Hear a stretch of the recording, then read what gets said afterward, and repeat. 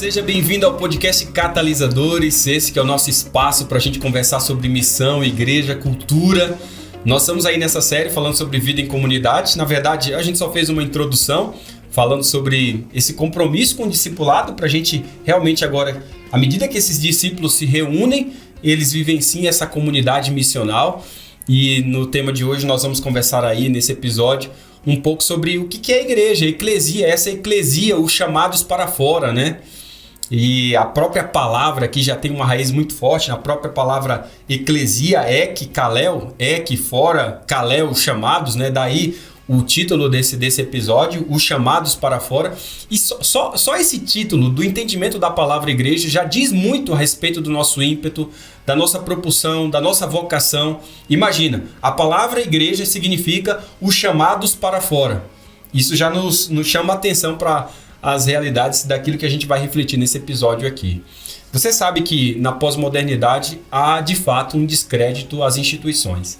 Eu sei que é difícil tocar nesse assunto, não é fácil, mas isso é uma realidade. E não é só igreja não, gente. É instituição de qualquer tipo, da política, de instituição de governo, de instituição também religiosa, tá? E as igrejas incluem, sim, nesse processo de descrédito das instituições. Há uma mudança dentro do cenário cultural sobre essa realidade, principalmente com os mais jovens, com entendimento institucional. E é importante quando a gente faz essa reflexão, reconhecendo que há esse descrédito institucional e que as igrejas se incluem nesse processo, é importante se pautar pela revelação bíblica, para a gente perceber onde é que a gente alcança a prudência, o equilíbrio, quando a gente vai falar de igreja, sendo ela, sim, organização e ao mesmo tempo organismo, né? Tem gente que quer a igreja só organismo e com isso mata a organização. E tem gente que quer só organização e com isso mata organismo. A gente já teve uma série aqui atrás, a Trelice e a Videira, que a gente falou que igreja, sim, é a junção de organismo e organização, e você vai ver isso desde o início do movimento cristão, né? Desde quando Jesus ascende ao céu, a primeira coisa que eles têm que fazer é uma comissão para escolher o 12º apóstolo. Quando começa problemas ali relacionados com o atendimento das viúvas, das mulheres mais pobres, se constitui também aquilo que chamamos de comissão dos 7, né? E daí vem o diaconato. Depois, a organização aí do ancianato, que são os líderes das igrejas locais, e você vai ver em Atos 15 aí existe até concílio, reunião, para deliberar sobre qual vai ser o procedimento a respeito da igreja, principalmente no contexto gentílico. Nós estamos falando sim de uma igreja que tem organização, mas acima de tudo ela é organismo. Como a gente já falou lá na série da Trelice e Videira, né? Importa que a videira cresça e que a treliça ali esteja acompanhando o crescimento da videira para dar sustentação, onde a treliça não apareça, mas a videira esteja de fato evidente, que esse lado orgânico da igreja, pessoas, gente, discípulos. Esse foi o fato da gente ter começado esse episódio, o episódio anterior dessa série, exatamente falando sobre esse compromisso com o discipulado. De fato, a igreja ela está vivendo um momento importante na sua história, né? Há um processo de desmistificação do jeito de fazer e ser igreja, mostrando também quão humana ela é e quão relevantes são as suas realizações para o nosso contexto cultural do momento. E esse novo, eu diria até melhor, né, esse velho olhar afeta a nossa maneira de ser igreja, de também administrar as demandas da vida da igreja e também altera a nossa maneira de se entender como uma comunidade pastoral. O perfil de uma igreja autorreferencial, né, com uma cristandade completamente eclesiocêntrica, eu já falei disso também, né, voltada para si, muitas vezes ufanista demais, muito ufanista, né, com líderes que se orgulham com seus sucessos marginais, começa sim a dar lugar a uma igreja eminentemente profética, né, uma igreja descentralizadora, uma igreja que evita repetições artificiosas, né? Muitas vezes um voluntarismo sem fundamento. Isso é fantástico, quando a gente começa a perceber a igreja, sim, se percebendo como uma igreja centrada no evangelho. E a gente olha aqui, percebe Jesus e as primeiras comunidades, eles são as nossas raízes. Mas aqui, eu já falei isso muitas vezes aqui no podcast Catalisadores. Quando a gente olha para a igreja primitiva, para os primeiros cristãos, não se trata de querer copiá-los, gente. Não se trata de querer copiá-los, porque não dá para copiá-los. Simplesmente isso. O equilíbrio está em fazer hoje, no nosso mundo, o que eles fizeram então no seu. Então, da mesma maneira, qual foi o ímpeto, qual foi a causa, o que eles fizeram? Vamos fazer no nosso contexto o que eles fizeram no deles.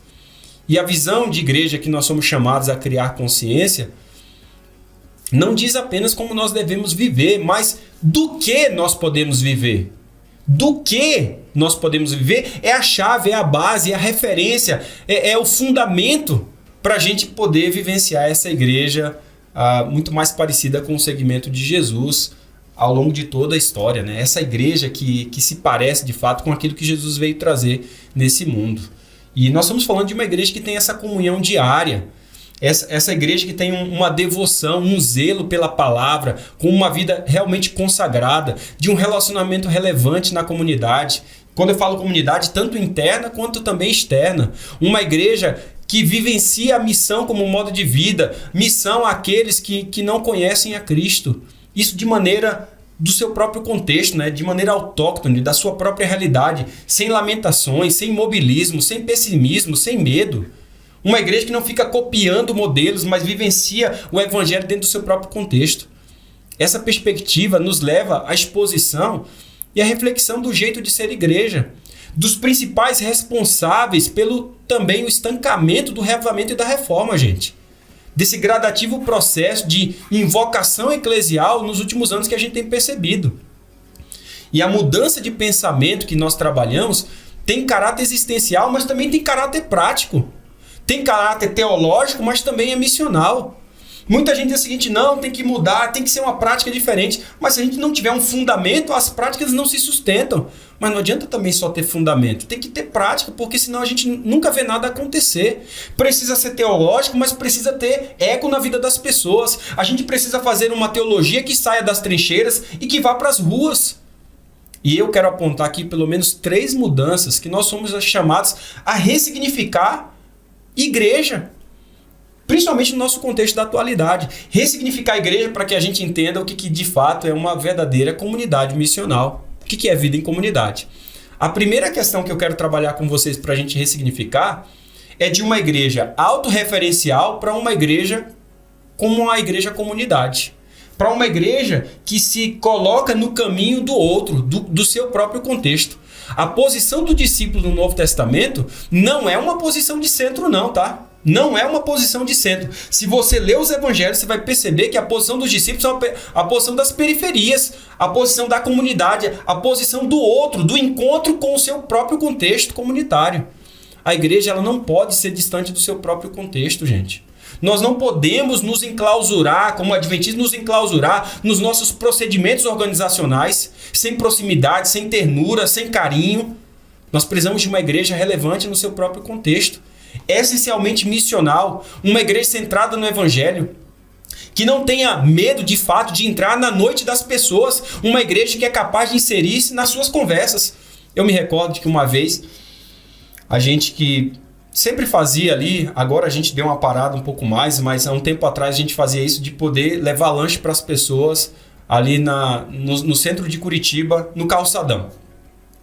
E era muito interessante, segundas-feiras à noite a gente ia para lá, e a gente começou a não somente dar comida, tá? Porque dar comida é um passo bonito, mas a gente pode ir mais além. Além de dar comida, a gente começou a levar o lanche para jantar com eles. E aqui tem um poder, tem um significado diferente. Porque uma coisa é você entregar comida e dizer, olha, que Deus abençoe, posso fazer uma oração com você. Outra coisa é dizer o seguinte, olha, hoje a gente veio jantar com você aqui. E a gente senta junto, a gente come junto e aqui se entrelaçam histórias.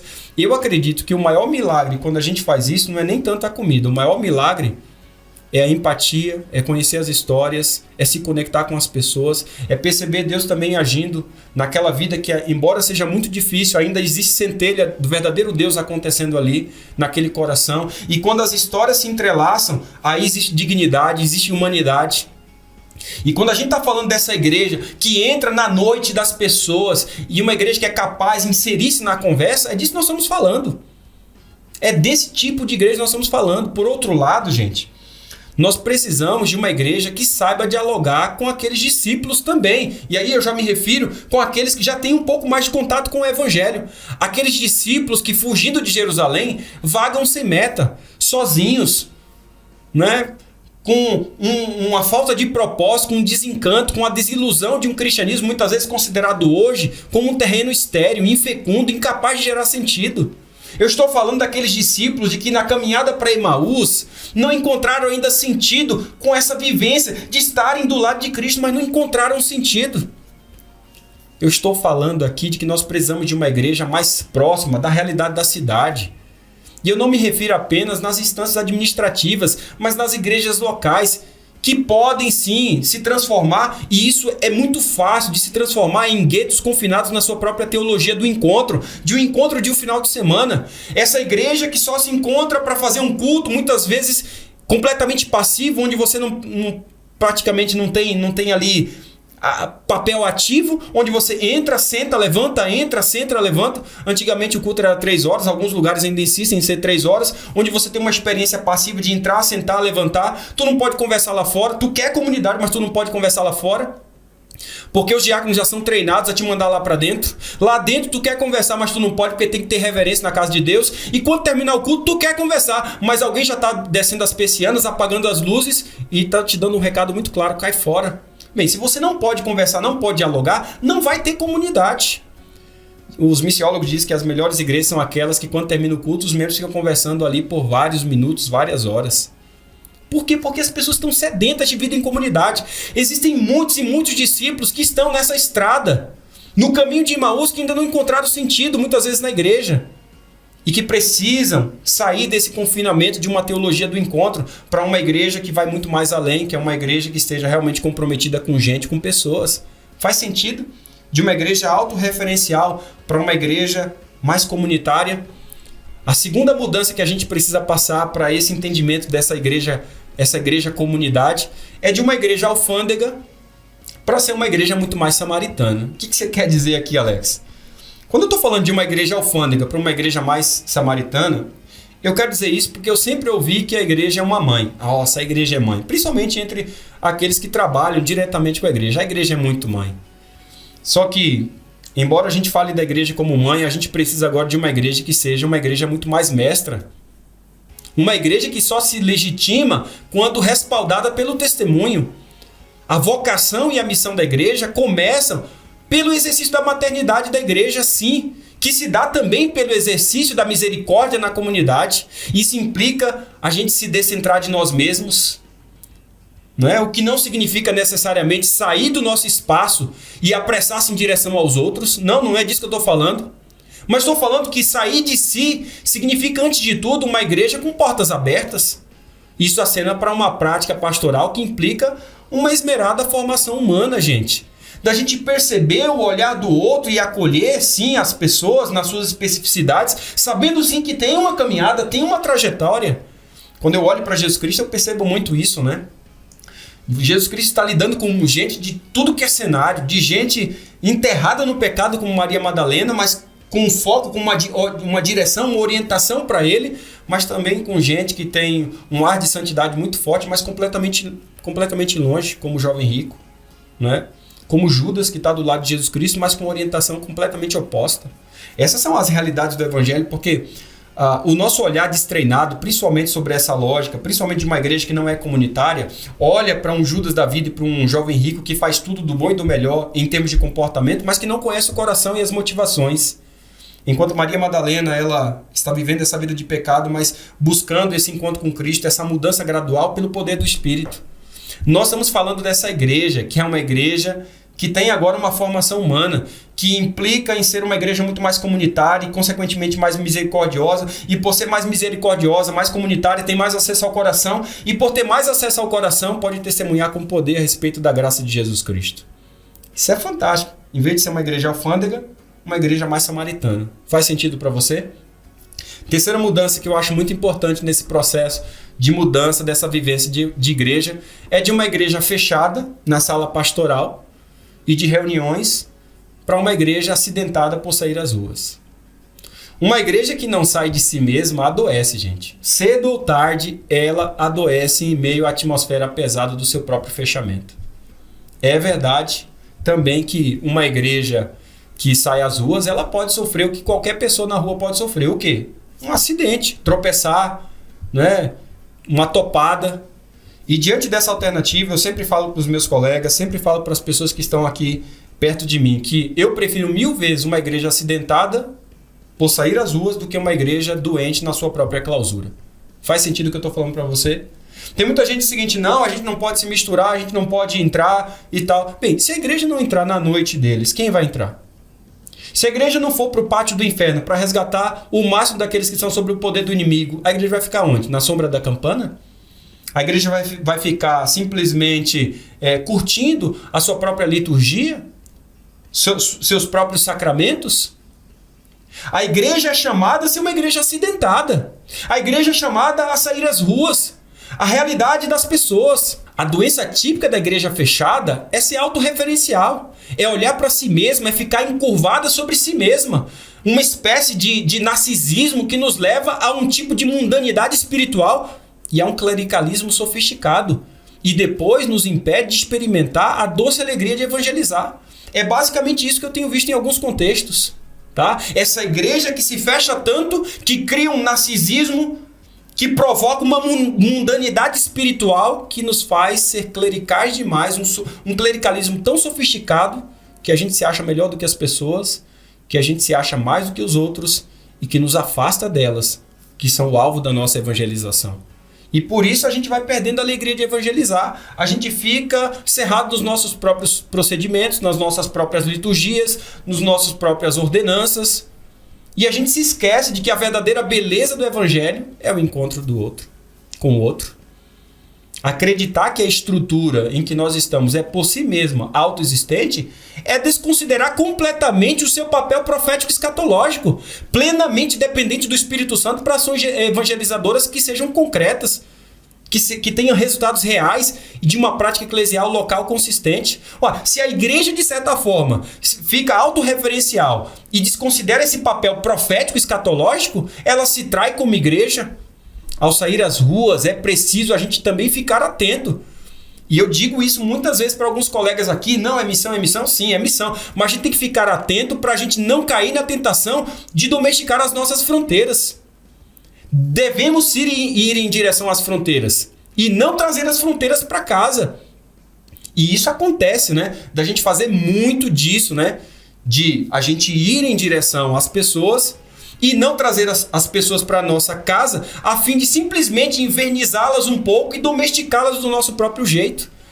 Aqui nós estamos falando de um princípio do evangelho que é o respeito à alteridade, à acolhida dos diferentes, estar disposto a deixar-se surpreender e aprender com as diferenças. Eu não estou falando aqui sobre questões lógicas daquilo que a Bíblia condena, de pecado, não. Eu estou falando sim de acolher aqueles que na caminhada estão em busca de Deus. E que muitas vezes nós, com um olhar de julgamento, já afastamos do primeiro momento.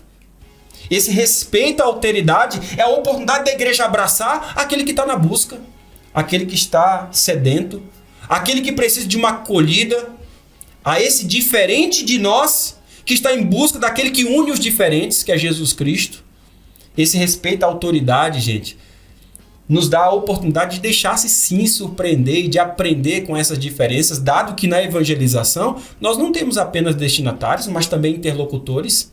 Em lugar de uma missão entendida com uma busca de convertidos submissos e ignorantes na igreja, nós estamos falando de um processo de evangelização pautado pelo testemunho, do diálogo, que é condição para o anúncio do querigma nesses dias de tanta seletividade, né? Que se você quiser pregar de maneira direta para as pessoas, sem nenhum contato, sem nenhuma amizade, sem nenhum engajamento, sem nenhum envolvimento, eu acho que você pode ter até chance, mas vai ser 1 ou 2 vezes, depois você não vai ter mais, porque o que realmente vai fazer você ter acesso ao coração é uma amizade sincera, é um coração pronto para acolher, para ouvir, para criar empatia.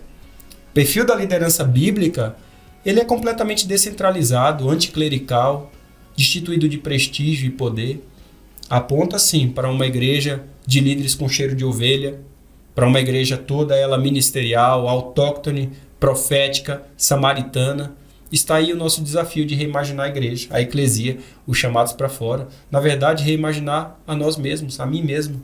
Como essa igreja, que é uma igreja que não se enclausura nas suas próprias reuniões, nas suas próprias liturgias, nos seus próprios procedimentos, por melhores que eles sejam, mas uma igreja que vai em direção à comunidade, os chamados para fora, a eclesia. Essa igreja que não é alfândega, é samaritana. E essa igreja, sim, essa igreja que a gente vai perceber que tem esse lado de ser uma igreja muito menos fechada em si própria, mas para ser uma igreja acidentada às ruas. Percebe a mudança para a gente criar esse senso de vida em comunidade? Eu acho que está aí o desafio da gente reimaginar nós mesmos e, consequentemente, ao reimaginarmos a nós mesmos, começarmos a ver a mudança na igreja que nós tanto desejamos. Fica aí a dica para você. Eu acho que o próximo episódio vai ser um episódio instigante, porque aí a gente vai entrar literalmente para falar sobre essa comunidade missional, como é que a gente pode vivenciar uma comunidade e não um comunitarismo. E eu tenho certeza que isso vai fazer muito sentido para você. Eu espero encontrar você no próximo episódio. Um grande abraço, compartilha com seus amigos aí e até lá.